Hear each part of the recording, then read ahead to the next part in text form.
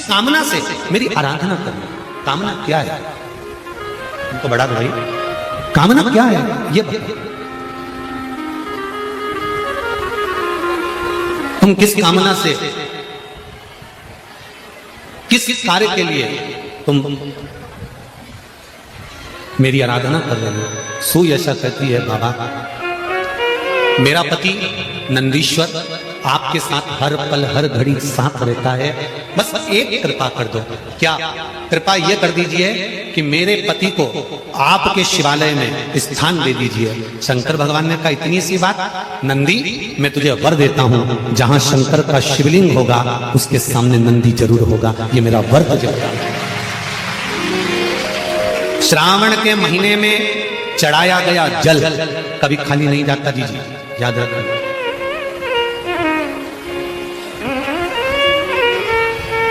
श्रावण के महीने में आप लोग कुबेरेश्वर धाम आए हो, खाली नहीं जाएगा शिव के। एक लोटा जल भरकर आपने कुबेरेश्वर बाबा को चढ़ाया है, एक लोटा जल भरकर आपने कंकर शंकर को समर्पित करा है, एक लोटा जल भरकर भगवान शंकर को समर्पित कर कर जा रहे हो, तो यह अंदाजा लगा कर रखना कि खाली नहीं जाएगा। इसका नाम कुबेरेश्वर महादेव है। जरा विचार करिए, इतना बड़ा टेंट गिरा, अगर यही टेंट दिन में गिरता तो ना जाने कितनों को ले बैठता, और तलवार के घाव को उसने सुई पर ले लिया था। वो कहते हैं ना, बड़े घाव को भी थोड़े पर निकाल देता है, वो कुबेरेश्वर महादेव है, वो महाकाल राजा है, कोई साधारण नहीं हो सकता, सहज नहीं है। कहा सुयशा नंदी को मैं वर देता हूं कि वो मेरे मंदिर में विराजमान होगा, मेरे सम्मुख में विराजमान होगा। और जितने भी लोग शंकर के मंदिर में जाते हैं, मैं उनसे एक निवेदन करना चाहूंगा, जितने लोग शिव के मंदिर में जाते हैं, आस्था चैनल के माध्यम से, फेसबुक यूट्यूब के माध्यम से जितने लोग कथा सुन रहे हैं, उन सबसे निवेदन करना चाहूंगा कि भगवान शंकर के मंदिर में नंदी को देखकर हमें कुछ सीखना चाहिए कि नंदी मंदिर के अंदर है, उसकी दृष्टि, उसके नेत्र शंकर भगवान की ओर है।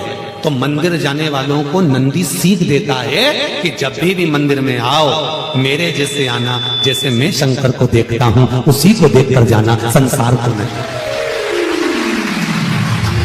नंदी सीख देता है कि मेरे जैसे बनना मंदिर में आने के बाद। शंकर के मंदिर से, शंकर के शिवालय से, मेरे भोलेनाथ के मंदिर से सीख मिलती है कि नंदी शंकर भगवान को ताकता रहता है, देखता रहता है। कभी तुमने किसी नंदी का फोटो नहीं देखा होगा जो भगवान शंकर सामने है और नंदी यूं मुड़ के देखेगा, देखा?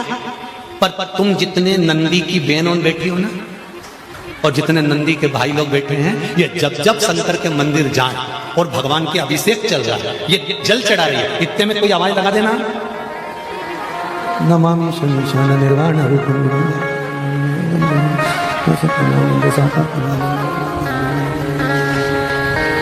तुरंत।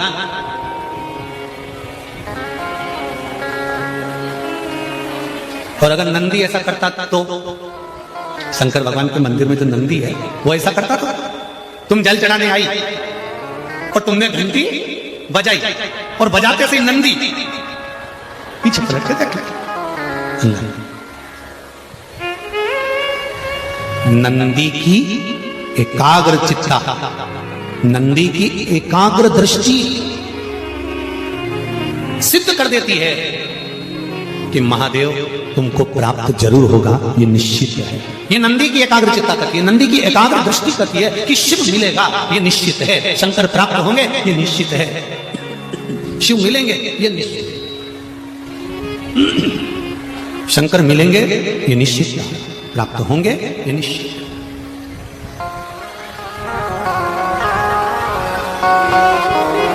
तो शिव मंदिर में जाकर क्या करना है? पलट के देखना है? नहीं। अभी आपको कथा में कहा था कि शंकर जी को जल चढ़ाने के बाद जब तुम निकल कर जाओ तब शिव को पलट कर देते थे। क्यों?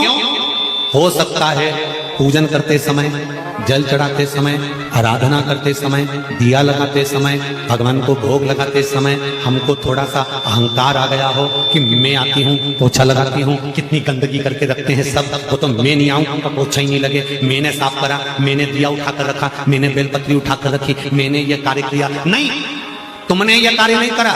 शंकर भगवान ने अपनी सेवा के लिए तुमको छाट कर रखा। इसका अहंकार नहीं होना चाहिए, इसका गौरव उत्पन्न होना चाहिए। तुमको इसका गौरव उत्पन्न होना चाहिए कि मुझे देवादिदेव महादेव ने अपनी सेवा के लिए रखा। देवादिदेव महादेव ने मुझे अपने लिए रखा। अब तक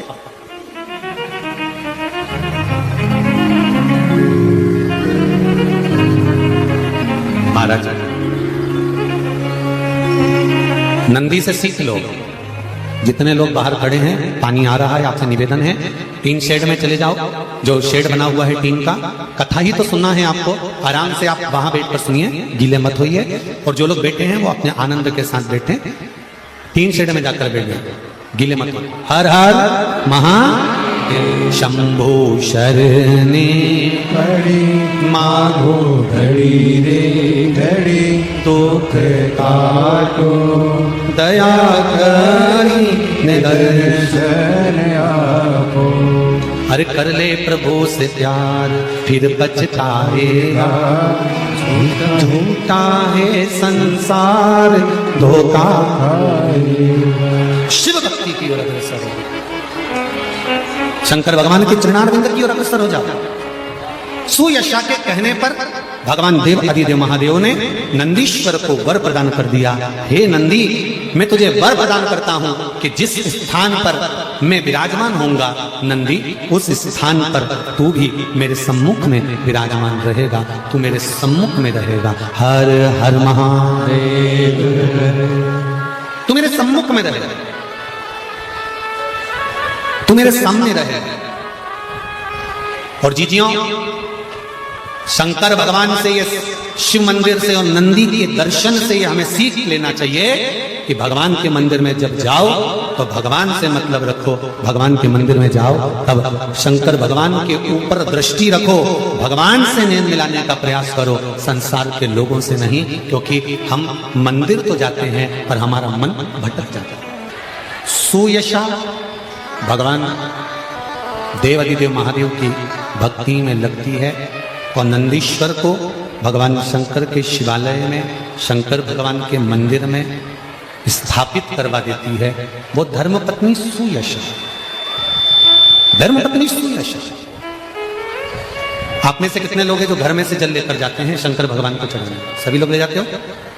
जब घर के मटके में से, परिंडे में से, बाल्टी में से, टंकी में से, घर के हंडे में से जब एक लोटा जल लेकर जाते हो ना, उस समय पर आपके मन में ये भाव प्रकट होना चाहिए कि हमारे घर में हम देवादिदेव महादेव को जल चढ़ाने के लिए जा रहे हैं।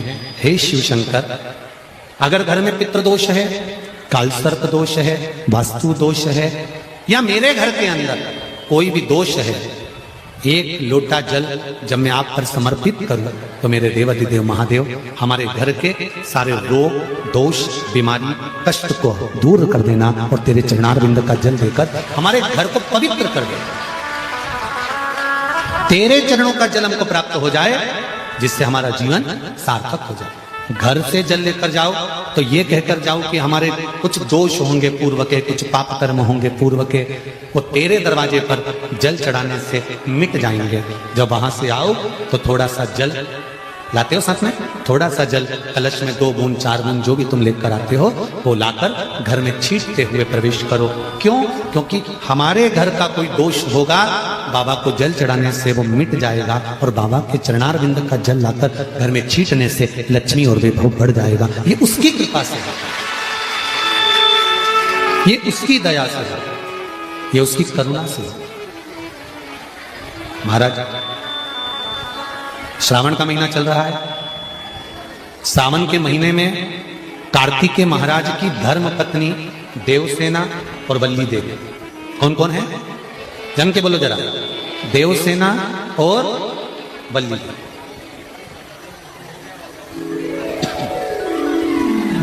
देवसेना और वल्ली देवी ये कार्तिकेय महाराज की 2 धर्मपत्नी है। इन्होंने शंकर भगवान की आराधना कब करी थी? तो कहा जिस समय पर माता पार्वती शंकर भगवान के साथ में चौसर खेलती हैं और चौसर खेलते समय पर शंकर भगवान हार जाते हैं, नीलकंठ पर जाकर बैठ जाते हैं। नीलकंठ पर से भगवान शंकर कार्तिकेय जी से बात करते हैं। भगवान विष्णु स्वयं पासा बनते हैं, रावण निर्णायक बनता है और कार्तिकेय के कहने पर वापिस पुनः शंकर भगवान चौसर खेलने के लिए माता पार्वती के साथ बैठ जाते हैं। फिर वापिस